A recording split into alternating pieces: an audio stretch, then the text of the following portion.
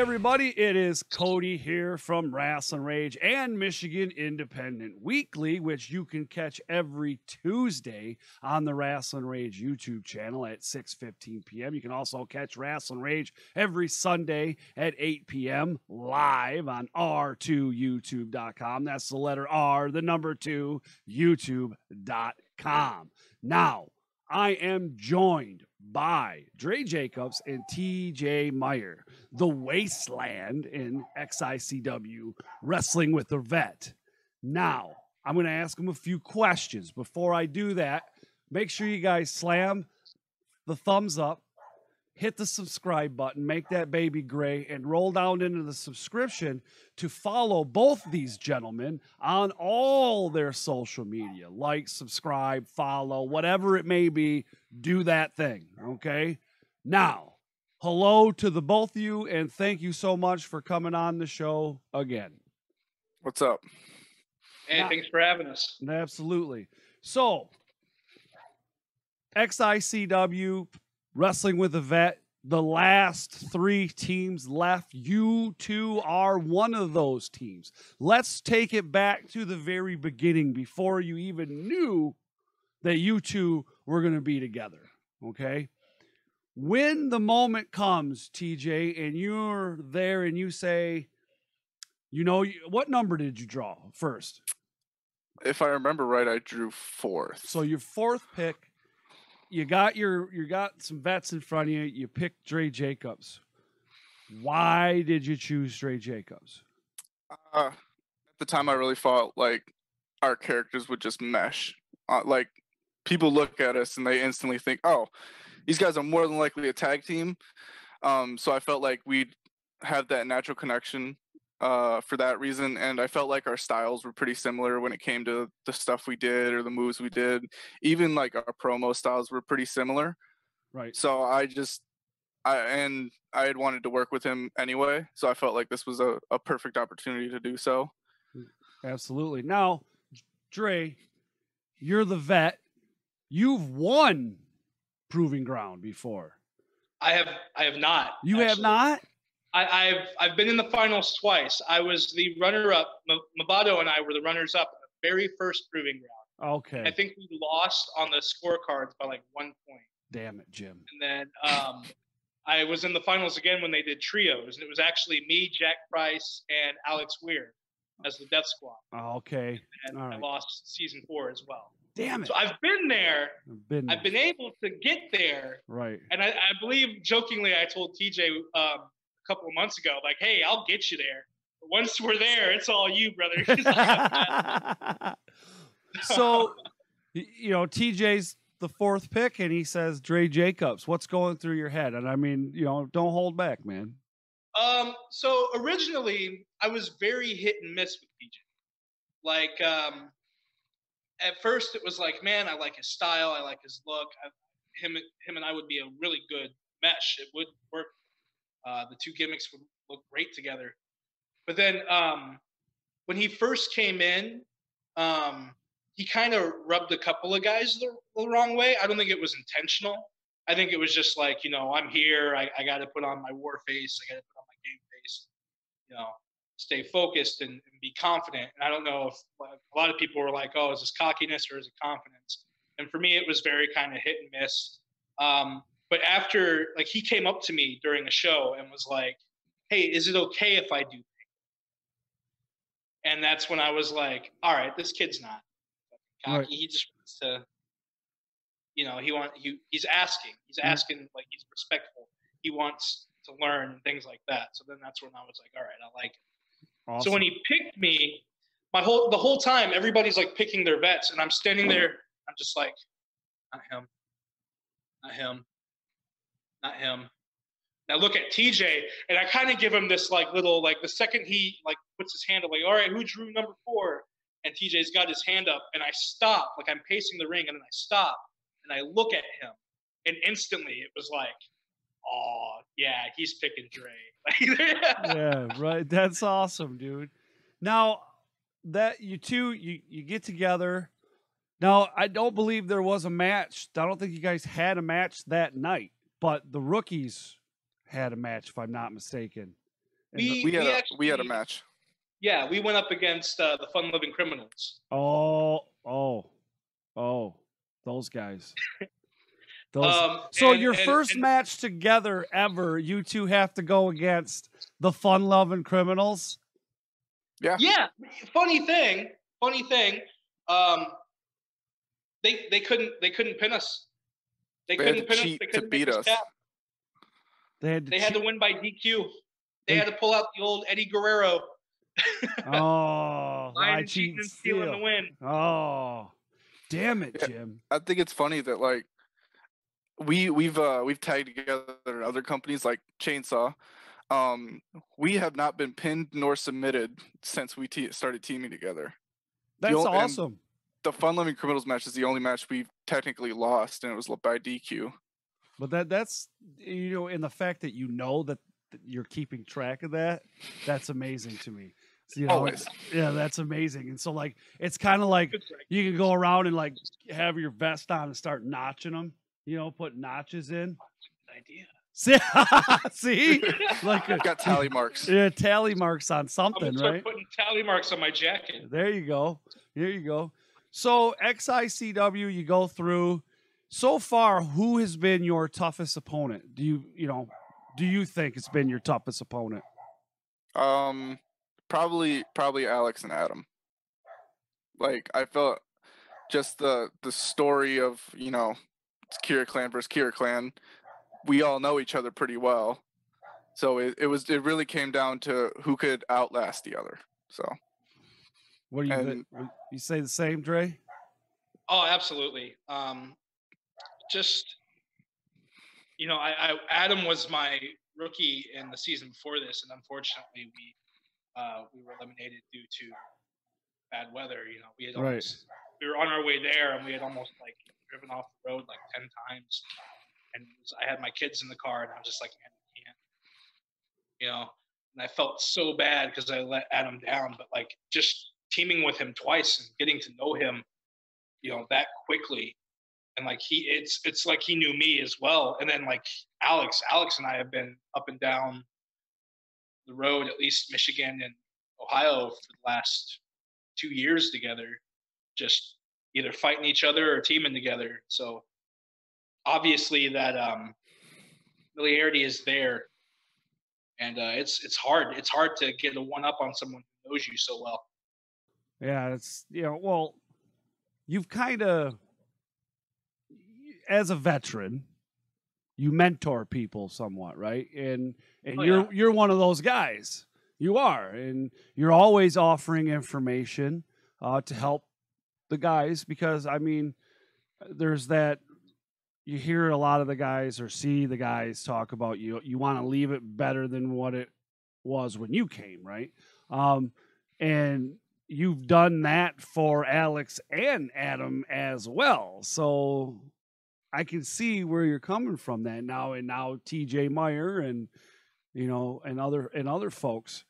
As far as XICW goes, like we're down to the last three. We were supposed to finish this up, but we had a pandemic, and we were locked in our houses. I don't know if you guys are back to work. I know I'm back to work, but is there anything you guys have been doing together or not together? What have you guys been doing through this crazy pandemic time?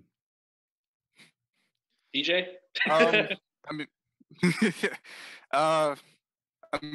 I put out one highlight tape for myself. I put out one for me and Dre. And then I've pretty much just been trying to think of ways to express how I've been feeling throughout quarantine through promos. Like I put out the hit list promo, which was right before everything kind of started to dwindle down and start coming back.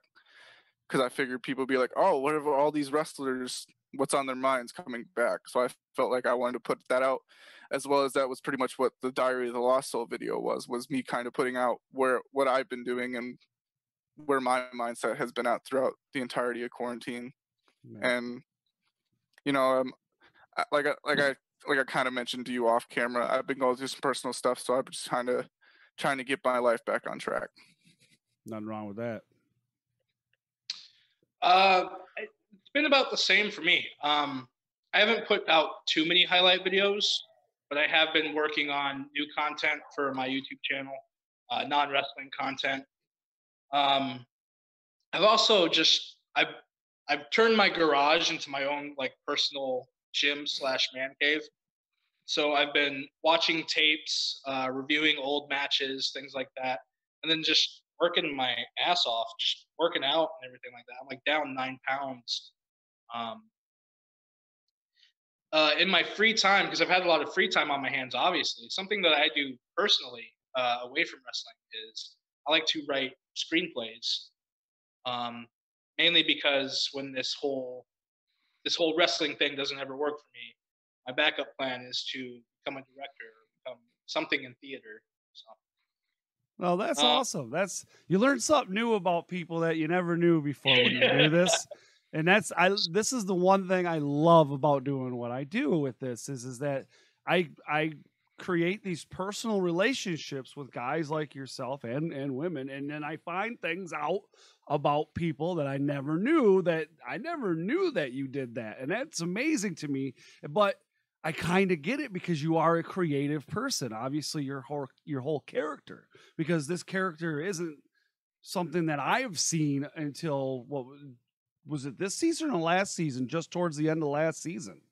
Honestly, the character is just over a year old. It debuted in, I want to say, June 13th of last year. It was recent. A year ago. It's pretty fresh. It's pretty fresh. And I actually, it's something I had in my head for years. And it just, it was about getting the tools together to put it together. I just didn't have the tools at the time, so it didn't feel right. Now that I had all the tools, it was like, okay, it's time to unleash this thing. Absolutely. Well, and you did. Boy, did you.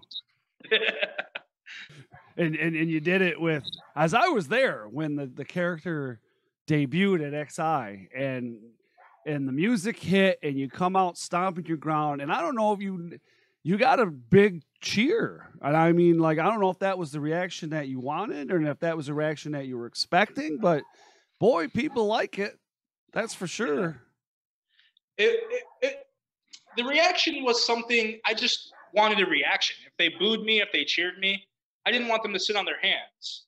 But I figured coming out like adrenaline fuel, I wanted my emotion and my feeling to like almost take control of theirs.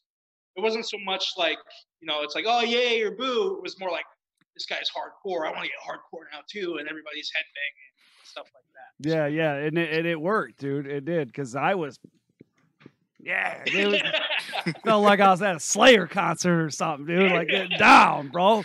But my goal was to start a mosh pit in the crowd. Yes, I like it. And it would work, too. It would work, especially at XI. It's funny seeing everyone stand up, and then you just see the circle start to form. Like, sweet, right? In the middle of a wrestling show. That's right. Great stuff. Now, Rasslin Rage has had the, I guess you could say the honor, I would say, but we've had a lot of interviews and a lot of people on Rasslin Rage and MIW. We did the thing with the factions and the tag teams and all that good stuff. And there's something consistent out of both of those teams. Okay. There's a mention because in XICW, you guys are known as the Wasteland, but there's the War Inc. as well, which is a faction that you both belong to.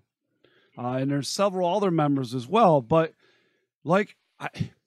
first of all, both in my interview that I did with the club director Donahue from the Nomads, and the interview I did with Ace Evans, and the interview I did with the entire Nomads collection, collectively, whatever you want to call it, all made mention of War Inc. They specifically said you, out of everybody, that they wanted to have a match with is War Inc. DTA also brings up War Inc.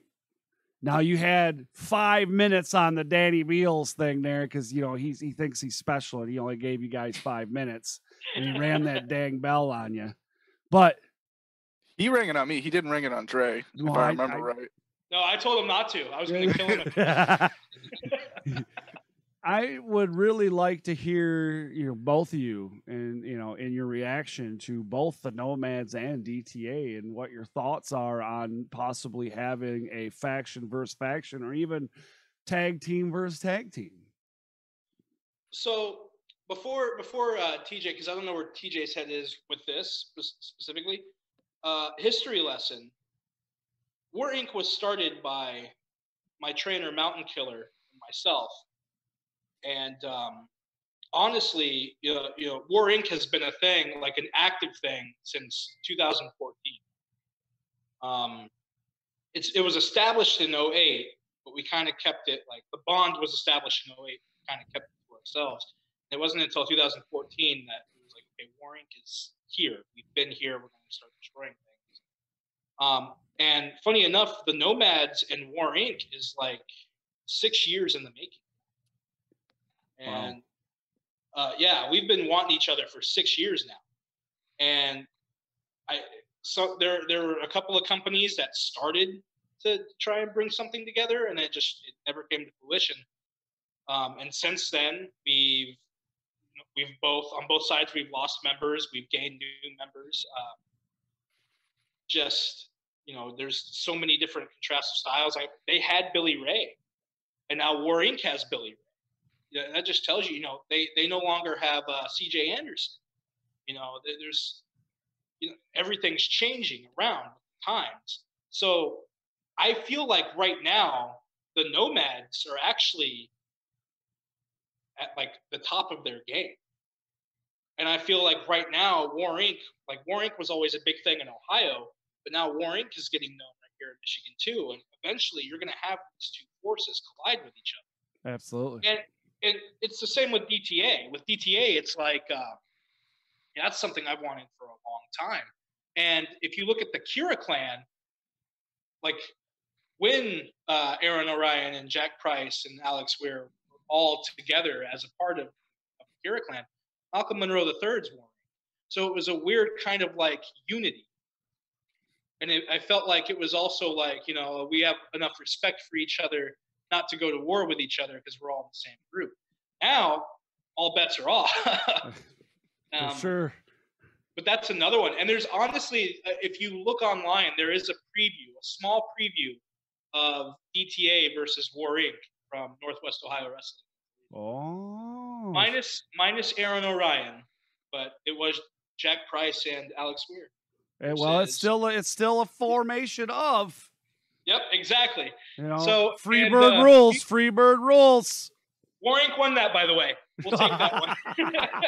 I hit Alex in the face with a hammer. I really enjoy watching Alex get his butt kicked. I do. Yeah. And I've talked to another gentleman that we're going to have a conversation about Alex, who's good friends with him. But I know that you guys, but Alex is trained me, not in wrestling, but in karate. He's a legit master in Tung Sudo, 4th degree black belt, Sabanim, right? And he's my instructor. I've known him since I started karate. He's trained by my cousin, and to watch him be a bad guy is amazing to me. I absolutely freaking love it, dude. I love it because I get to yell at him and get to say obscenities that I normally wouldn't be able to say. So it's fun for me. It really is. It's like stepping up to your dad. Yes. You are right. Hit it on the nail right there. I'm going to tell him, that's why I like it, Alex, because it's like stepping up to my dad. But he's a good kid, though. I love him. Now, we talked about the DTA, and we talked about them, but there's another gentleman that came on here on an individual interview, and you talked about him a little bit, and I had Johnny Delicious on last week, and he talked about it a little bit, And boy, what a guy that guy is, Johnny Delicious, huh? Great dude. Great guy, absolutely great guy. But one man known by Tommy Vendetta. Now, I don't know exactly what's wrong with this guy, but I made a point to remind him that at Warrior Rampage 2, you faced Jeff King, and you were literally, I may have video, but you were chewing on barbed wire like it was fucking candy. That's pre-match ritual. Sounds about right. Sounds about right. I think, and then he said something about a Lego rules deathmatch, or I don't, fill me in. You might let me know what that is, but let's talk about Tommy Vendetta in this challenge. And he wants your title, apparently, I guess, or something like that. I mean, what else is there to say? You know, anybody who wants to lay out a challenge, I'm down to accept. I have a question for you. Me? And TJ, you can chime in too if you want to. Would you want to face my better half in a death match? Like, are you serious? Would I? Yeah. No way. No. I mean, I'm sure TJ does because he's just as crazy as I am. But like, think about all the things that this guy up here can do. You know, right. when you're talking to Dre, you know, it's just like this. It's nice, it's quiet, it's humbling, and then there's that side of me that kicks. That's a dangerous individual in there. That war boy up there is a dangerous person. You know, that's my Mr. Hyde to my Dr. Jekyll. You know. Yeah. So why would you want to aggravate a monster? Like, why would you want to poke the bear? Why? I don't understand it, but I welcome the challenge. And me personally, I pray for Tommy's soul. I really do. I don't know about this guy up here. That's a different story. He has his own mindset. Right. But me personally, Tommy, I pray for your soul that you don't get this match because you're probably going to die. So to put it in a little... Go ahead. Oh, no. To put it in a little bit of perspective. So the... was it the first episode or the second episode that you did barbed wire brutality? Oh gosh, I think it was the second. Yeah. So if you pay attention just a little bit to your video, actually, you see me in like the back corner watching the match, and the entire time I'm sitting there going, Dre, please don't die. I just like don't knock me out of the competition before you've even had a match. And like I walked to the back after the match and I went, "Are you good?" And he looks at me and goes, "Oh, I'm fine. I didn't feel anything." So I'm just like I watched you like get stapled in the forehead, like carry two people, go through a table, all that. No, he's fine. So I don't. Jeff King's blood off of his forehead. Yeah. That was a great match. That was great, man. I really enjoyed that. No, it was a great match. I just sat there like praying that I didn't lose my vet before the competition actually started. Oh, dude, I was in heaven. I was having the time of my life. I actually, you know that spot where you run up on the barbed wire and you put your hand up? My camera was set up right in front of that. So it's actually, I believe it's in the MIW intro video where you walk up and stop. That was cool. And you dressed up, you got your Joker thing going on. That was cool. Yeah. That was great stuff. All right, well. And then Jeff King runs face first into barbed wire. Right. Hey. Wasn't me. I'm not mad about it. Right. I was talking about that last night because we were going over Horror Slam champions, and I was saying, is there a time that Jeff King doesn't bleed? Because every time I've ever seen him in a match, he's bleeding. So always. Now, TJ Meyer, all these people have issued challenges to all these people, and they're like, this guy wants to face this dude, and this dude wants to get this guy, and all these good things. Is there anybody that TJ Meyer wants to destroy or lay waste to? Oh, I mean, I put out a whole video of like Dre was in that video of people I want to fight. I put out like a whole video of like, I think I had like 8 people in there. 8. I've got a list on my phone of people I want to fight. Do you like look at it every day? Not every day. Every couple of days, I'll look at it and go, Just to yeah, kind of remind you to keep yourself hungry. yeah. I like that. I like so that. like Like some it's of- almost like goals, but Oh, like yeah. your hit list. I like it, Yeah. dude. Almost Dexter-like. Do you have a room that you set up afterwards to take care of business, or? No, that's in the works though. I like it. Like some of the bigger names on that list would be Tommy Vendetta's on that list. I believe I've told Tommy I want to power drive him into Legos, so that might be where the Lego thing came from. That'd be sweet. Dre's on that list. So Atticus like Coder's on that a list. Sith, like the Sith Lord. Yeah. You gotta kill your Sith. You gotta kill your apprentice, or the apprentice kills the master. Yeah. So, you know, It's a rite of passage. he doesn't want to pass the torch. I'll just take it from him. You know. There you go. There you go. And you know what? That's everybody in War Inc. When War Inc. fights each other, it's like fighting your brother. You know what I mean? Brothers hit the hardest. Like, So- you know, afterwards we'll go out. We'll still be brothers at the end, but you know, we're Yeah. not going to hold back on each other. I really. Where's the fun in that? No, I like Exactly. that. That's awesome. But no, that's good that you have a list like that. Dre, do you ever get sick of people challenging you, or is it something that you're just like, you know what, this is cool? I'm very okay with it, only because, like, to me, for someone to go out of their way and be like, you know who I want to fight, you know who I want to wrestle, know who I want to team with or work with or anything like that, Dre Jacobs. Like, that tells me I'm doing something. Right. That tells me I'm on somebody's mind, and that I am good enough to want others to step up and elevate their game, take that challenge. Absolutely. And, you know, personally, that's a compliment to me. Like, oh, I want to fight you. I want to punch you in the face. Cool. Then I'm on your thoughts and I'm on your mind. You know, clearly you're thinking about it. So. Yeah, absolutely. Yeah, that's cool. That's a good way of thinking about it. As we get back to it, there's some things happening in the mix here. There's some undisclosed location shows going down, some super duper type things, all this good stuff.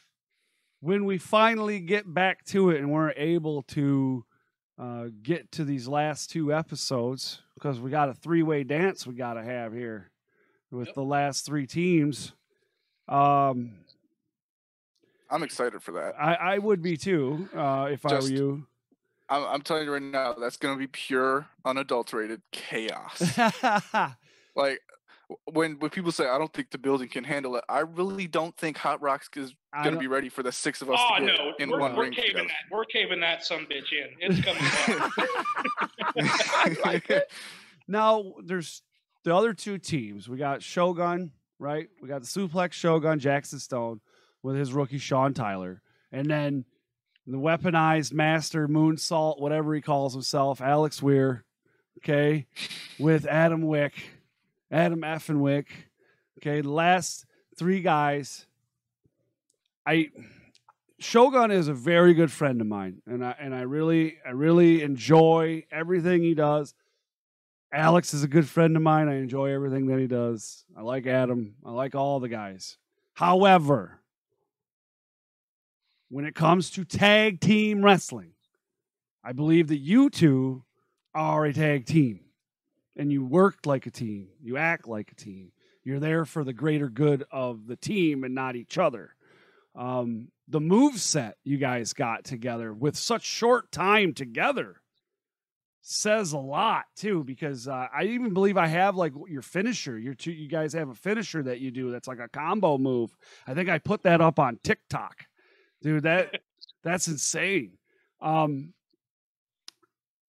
Do you like in your head, have you already won the competition? Because technically you really have. We talked about this. You really did, but I know you don't want to win that way. We were the only team to show up. That's right. That last episode. That's right. So, do you feel like you've already won it, or do you really have to go out there and kick some ass? I personally, I feel like I did, because if you don't beat the best that the series has to offer, did you really win? You know, a win by forfeit to me isn't a win.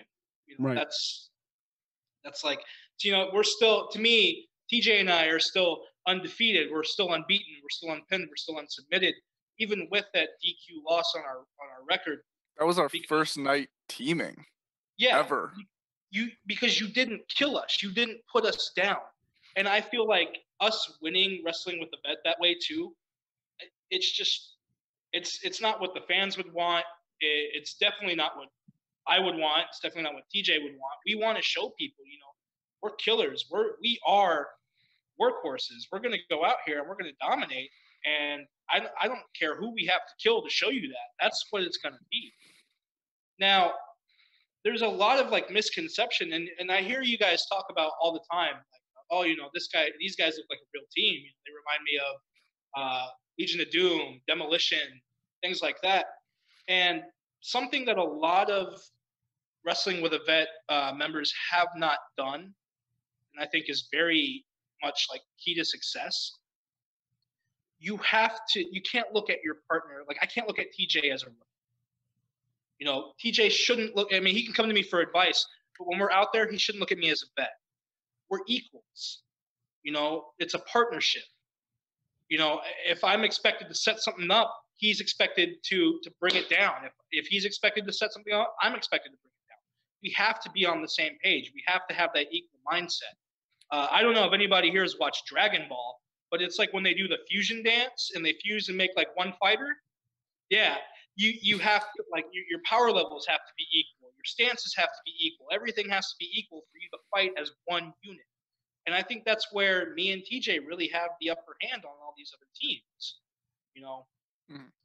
I agree with that. Like, kind of going back to when I picked, I knew, like, I've always been a strong proponent of, I want to go out there and do something different than what everyone else is doing.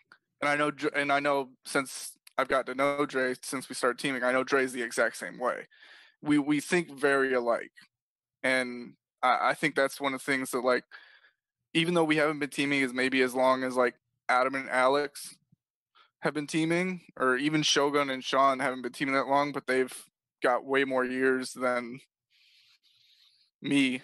Right. Because I know Dre's been doing this 12 years. But I think that one of the things that, like, kind of puts me and Dre over the edge is that we think so similar. Like, you hear Aaron and Jack talk about, oh, if I give one look to the other, we know something's about to go down. Me and Dre are already pretty much the same way, where we can just look at each other and know what the other's thinking. And that goes right back to, that's why the guys and I think that you two are the one, or the team. You're the one. You're two, but you're one. You get what I'm saying. You understand. But I really, dude, I can't. It's just it's there, dude, and you feel it. And wrestling is about the show, the story going on in the ring. And when I'm sitting there and I'm watching, I want to cheer, but I'm so captivated that it's just like, you don't have to. I hope you understand what I mean. But I truly feel like I am part of the show because I'm just sitting there and I'm in awe, and it's good stuff, man. And I really do enjoy it. I feel like the fans, especially with this season, when it comes to Wrestling with a Vet, the fans have the hardest job, when it comes to things like this series, because it's your voice that matters the most out of all of this. It's the people who paid to sit in the booths and in the chairs. They're the ones that, they have to make the decision. Yeah, we have judges up there, but when it's crunch time, it's the fans that decide who lives and dies in this series. Yeah. So, and this season, I've watched every single match, every single, Wrestling with a Vet match in this series this season, and it's hard. I was like, man, I'm glad I don't have to be a judge. I'm glad I don't have to be a fan. Right. I'm glad, personally, if I didn't have to pick, this is how crazy the season has been. If I couldn't pick me or TJ, my pick to win this whole thing was Jack Price and Sam Beal. Interesting. They were eliminated what, first? Yeah. Yeah. So that just tells you how much everybody in this tournament wants this. Right. And the combinations were so good, and I would have hate to have been in your seat. Like, man, who do I cheer for? Who do I pick? Yeah. And that's exactly where when they announced the rookies, and please don't take offense to this, but I didn't know who all the vets were. I knew who the rookies were first. And I was that right there, the rookies, once the rookies were announced, I was like, dude, this season's going to be freaking amazing.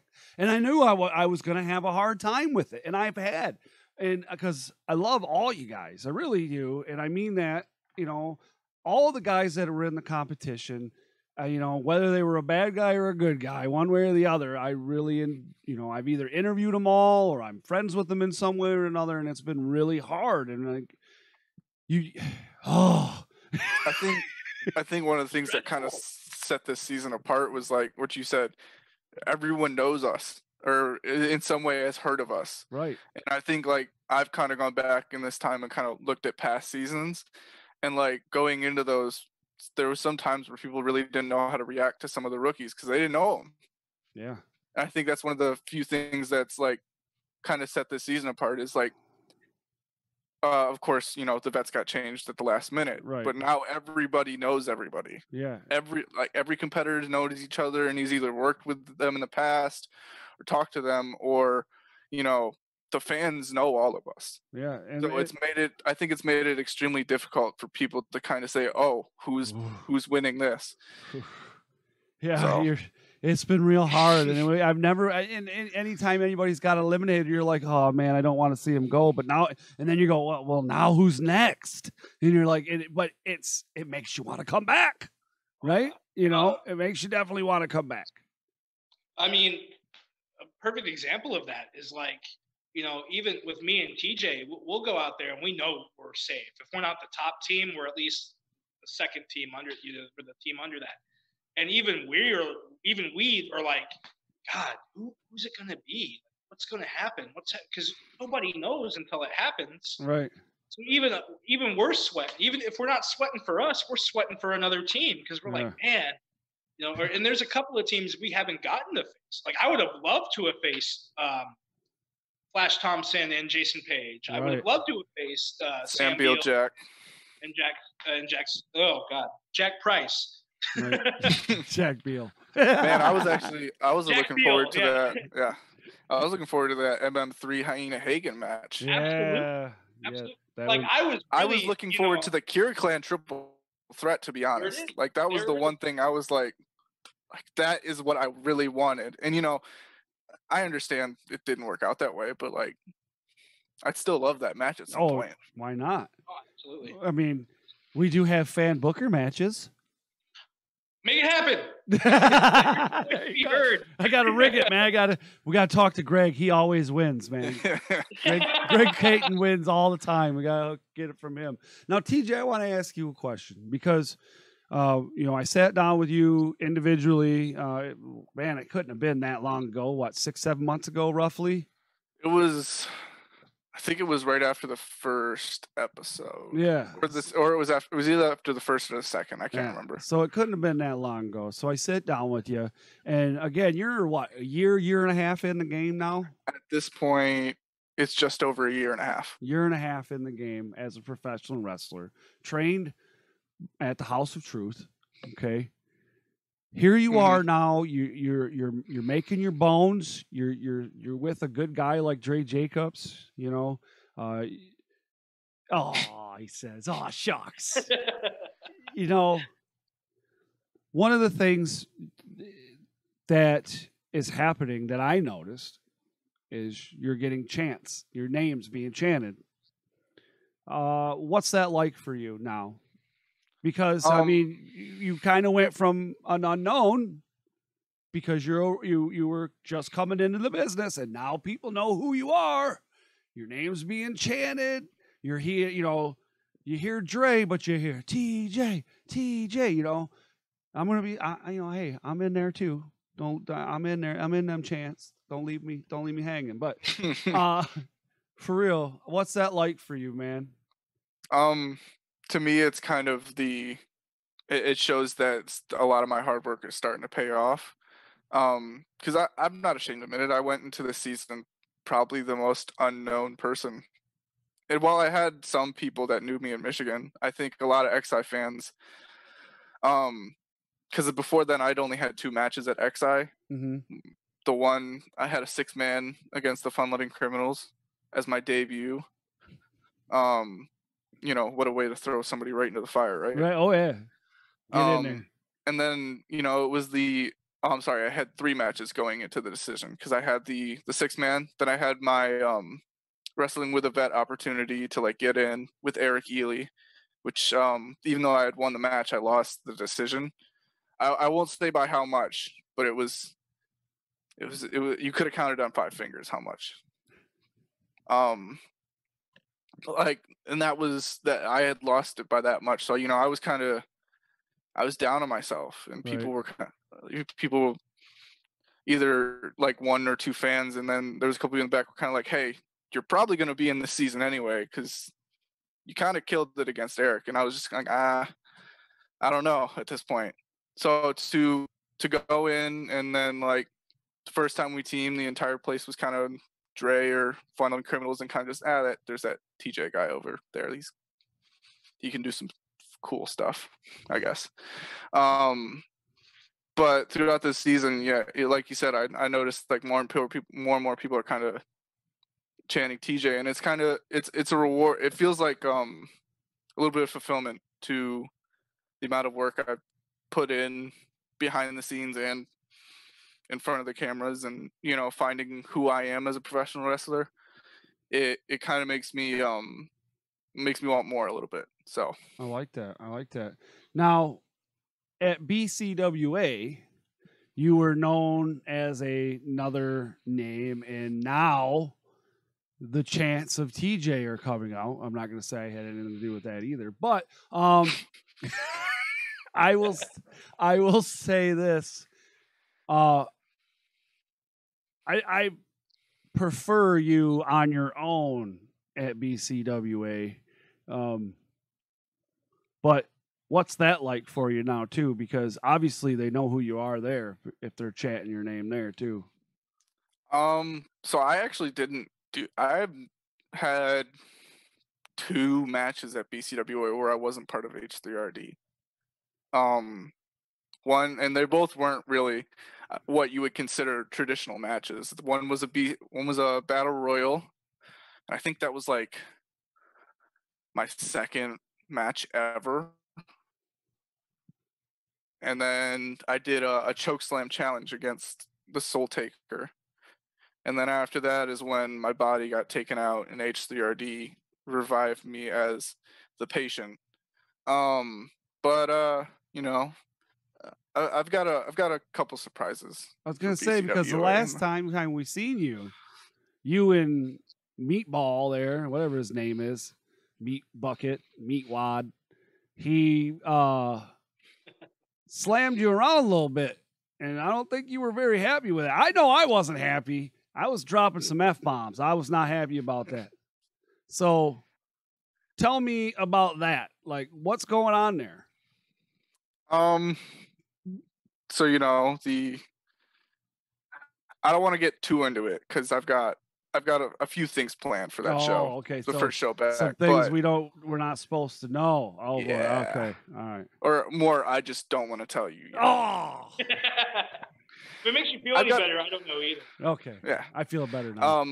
But you know, that meatball drop or whatever he wants to call it, knocked a little bit of sense into me. So good. That's where I'll leave it. Okay, good, because I'm not a fan of those dudes. So I like you, just not them. You can be you, just don't be with them, and we're all right. That's all I can say about that, but good stuff. Now, guys, we're going to get out of here in a few minutes, but I just want to let you know and remind you, and down in the description, I'm going to put down TJ Meyer's Facebook, social media, whatever he's got, Twitter, Instagram, whatever. It's all going to go down there along with Dre Jacobs and down in there. I'll also put XICW's information in there so that you can, as soon as XICW says, Proven Ground, Season 7, episode, what would it be? Season 6 or 7? Yeah, episodes. Well, it might be 8 because I think 7 was the coronavirus episode. Right. So whenever they say it's going down, you want to know. You want to have their website. You want to have the Facebook. You want to have the Twitter. You want to have it all so that you can be alerted. TikTok famous now. Get TikTok. I am too. I'm on TikTok as well. It seems like everybody has TikTok now. I've been on TikTok. There's nothing going on for us. Hey, listen. I've been on TikTok longer than anybody. I've been on TikTok since like November of last year. Well, I don't care what anyone says. Yeah, Rasslin Rage just got a TikTok, so as I was bored too. I was looking for new cool post ways. much on there, but you know, that's all I really post is wrestling stuff. So same. I think I've only done one non-wrestling post. Sames. But again, guys, thank you so much for joining me. We look forward to hopefully getting back here. What we got August, I think, is I know BCWA is doing their first show in August, supposedly. We don't know. Chainsaw. Yeah, we got. I'll see you at Mr. Chainsaw in July. Don't quote me on this, but I've heard rumors. July XI. Ooh. So. Oof. I've heard some goings ons about that. Man, I am so chomping. Me too. Imagine how we feel. I know. You know, it's got to be worse for you guys. Right in the middle of our season, where it's got to. God, dude. When DBA messaged me and I was like, "Oh, thank you, Jesus." It's like, thank you. All right. But thank you again, guys. Have yourself a great night. Don't forget, like, subscribe, and all that great stuff. We're out of here. Bye. It's